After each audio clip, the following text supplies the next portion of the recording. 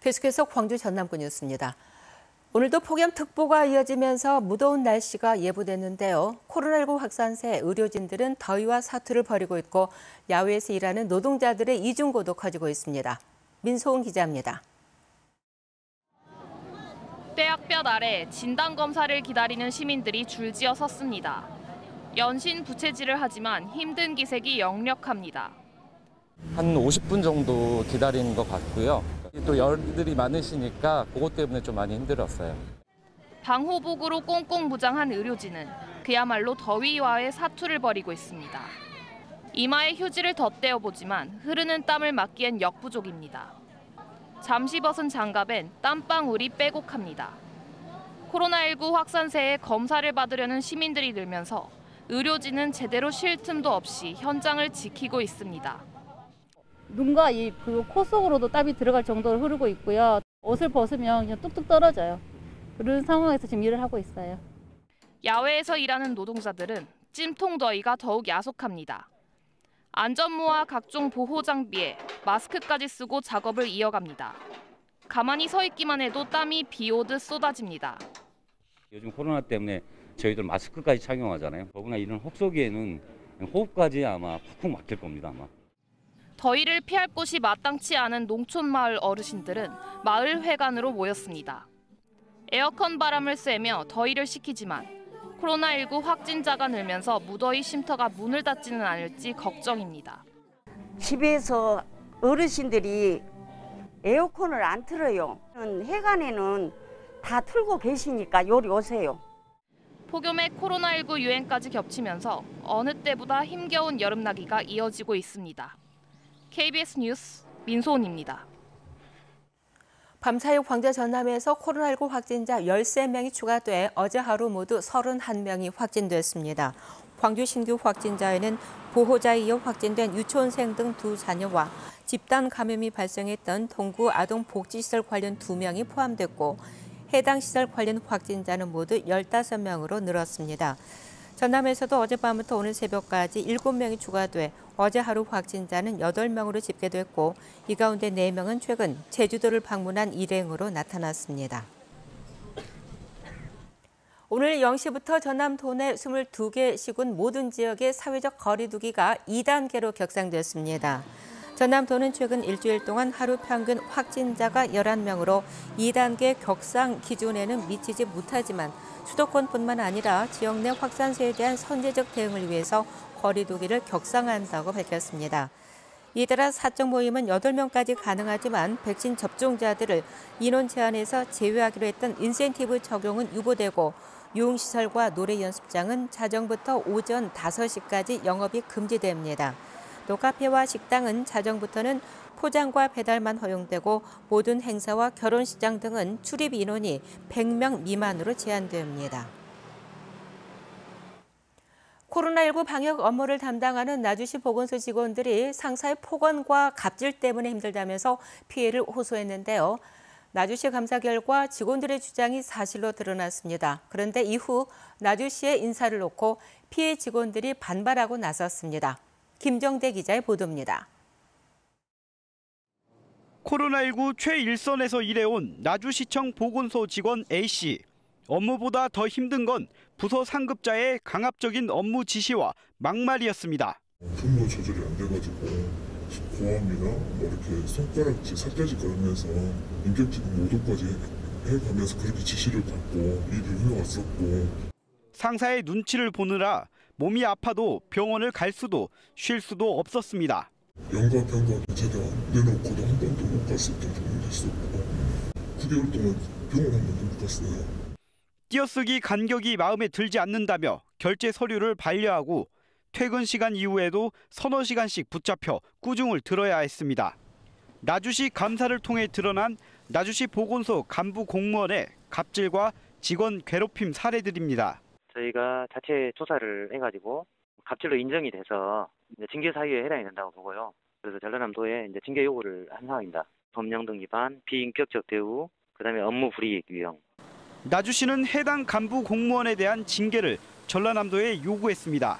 이와 함께 피해를 호소한 팀장급 11명을 모두 보건지소로 발령을 냈습니다. 나주시는 피해자와 가해자를 분리하기 위한 조치라고 밝혔지만 피해자들은 왜 문책성 인사를 당해야 하냐며 반발하고 있습니다. 피해 직원들은 명백한 2차 가해라며 국가인권위원회와 국민권익위에 진정을 제기했습니다. KBS 뉴스 김정대입니다. 광주 지역 민간공원 특례 사업의 핵심 사업지구로 꼽혀온 중앙공원 1지구 사업 변경안이 도시계획 심의를 통과하지 못했습니다. 후분양 방식 등 사업자 요구를 수용한 광주시 결정에 제동이 걸린 건데요. 여러 논란에도 사업 강행 의지를 내비쳤던 광주시는 난감한 상황에 빠졌습니다. 보도에 최송현 기자입니다. 광주경실련과 참여자치 21 등 시민사회단체가 중앙공원 1지구 사업 재검토를 요구하며 시청 앞에서 피켓 시위를 벌입니다. 분양가 제한을 피하기 위한 후분양 방식은 물론 용적률 완화와 공원 면적 축소 등으로 사업 목적이 공원 확보가 아닌 아파트 개발 사업으로 변질됐다는 겁니다. 정말 면밀하게 다시 한번 재검토를 해야 한다고 생각합니다. 그리고 광주시는 어떤 사업자의 이익이나 이런 측면이 아니라 시민들의 이익 측면을 보고 민간공원 특례사업 중앙공원 1지구 사업을 진행해야 된다고 생각을 합니다. 어제 오후 열린 광주시 도시계획 심의위원회. 2시간 넘게 논의된 중앙공원 1지구 사업계획 변경안은 결국 심의를 통과하지 못했습니다. 세대수 증가와 이를 위한 용적률 상향 등은 물론 KBS가 보도한 아파트 단지 내 도로를 공원 면적에 포함시키는 것이 적절했는지 관련 부서와의 사전 논의 미흡 등에 대한 질타가 이어진 것으로 확인됐습니다. 핵심이 용적률에 대한 지나치게 대한 혜택, 세대수에 대한 증가, 마지막으로는 그 공원 부지냐, 비공원 부지냐에 대한 언론 보도에 대한 내용들을 집중적으로 논의를 한 결과 이렇게 재심의 결정이 났습니다. 사업자 요구를 대폭 수용한 사업이라는 지적 속에 6개월 넘게 사업계획 변경안이 발목 잡힌 중앙공원 1지구 민간공원 특례 사업. 광주시와 사업자가 이번 심의에서 지적된 사항을 어떻게 보완, 수정해 나갈 것인지 과제로 남았습니다.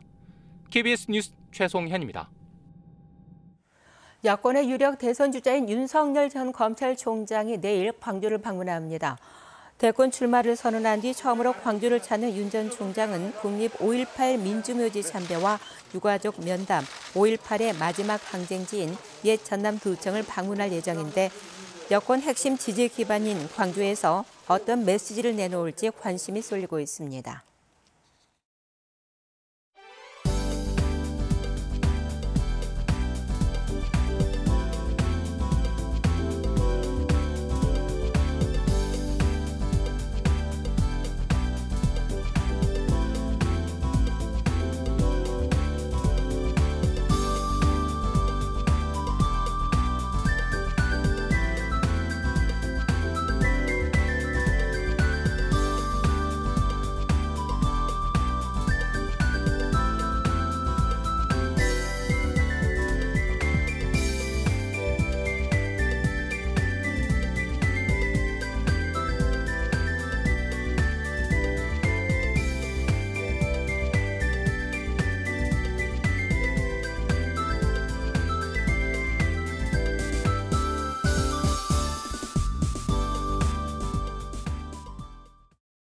오늘도 폭염이 계속되겠습니다. 광주는 한낮 기온 32도까지 치솟겠고요. 주말 동안에는 비가 내리면서 오늘보다는 낮 기온이 조금 내려가겠지만 더위는 여전하겠습니다. 기온도 높지만 습도까지 높아서 체감온도는 모레까지 33도 이상으로 오르는 곳들이 많겠습니다. 여전히 전 지역에 폭염특보도 이어지고 있습니다. 영광과 담양, 구례에는 폭염경보가 발효 중이니까요. 낮 시간대 격렬한 야외 활동은 피하시는 게 좋겠습니다. 오늘 내륙 지역은 강한 소나기가 내리겠는데요. 매우 강한 돌풍과 천둥, 번개를 동반하겠고 시간당 30mm 이상의 매우 강한 소나기가 예상됩니다. 우박이 떨어질 가능성도 있는 만큼 피해 없도록 조심하셔야겠고요. 소나기의 특성상 지역별로 강수량의 차는 크겠지만 최대 60mm의 비가 예상됩니다.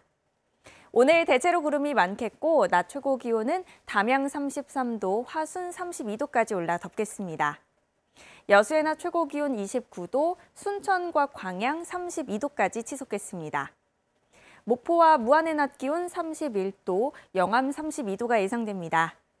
신안도 한낮 기온 31도까지 오르겠습니다. 바다의 물결은 전해상에서 비교적 잔잔하겠습니다. 월요일까지 곳곳에 비 소식이 있고요. 폭염도 계속될 전망입니다. 날씨였습니다. 광주 전남 지역의 지난달 수출액이 50% 가까이 급증한 것으로 나타났습니다. 광주본부 세관이 발표한 수출입 동향 자료를 보면 지난달 광주와 전남 지역의 수출액은 48억 3,400만 달러로 지난해 같은 달보다 49.5% 증가했습니다. 지난달 말 기준 누계로도 광주 전남 수출액은 전년 같은 기간보다 43.3%가 늘었습니다. 세관은 광주 지역은 반도체와 가전 등이, 전남은 화공품과 석유 제품 등이 수출 증가세를 이끈 것으로 분석했습니다. 광주은행이 집중호우 피해 복구 지원을 위한 긴급 구호박스 사랑꾸러미 1,000개를 전남도에 전달했습니다. 광주은행은 이번 집중호우로 인명과 재산 피해가 속출한 전남 지역 수재민들의 어려움을 함께 극복해 나가자는 마음을 담아 구호박스를 준비했다고 밝혔습니다. 전달된 긴급 구호박스는 전라남도를 통해 수재민들에게 전달될 예정입니다. 집중호우로 산사태가 발생해 주민 1명이 숨지고 이재 및 10여 명이 발생한 광양시 진상면 탄치마을에 구호 물품 후원이 이어지고 있습니다. 광양시는 광양경찰서와 동광양농협 등 20개 기관에서 수건과 생수, 라면, 휴지 등 1,000만 원 상당의 구호 물품을 이재민들에게 전달했다고 밝혔습니다. 지난 6일 오전 6시쯤 광양시 진상면 비평리 탄치마을에서 산사태가 발생해 80대 주민 1명이 숨지고 주택과 창고 등 건물 5채가 매몰됐습니다. 여수세계 박람회장의 반려동물을 위한 야외운동장인 펫 플레이 그라운드가 문을 열었습니다. 금요일 아침 함께한 KBS 뉴스를 마칩니다. 감사합니다.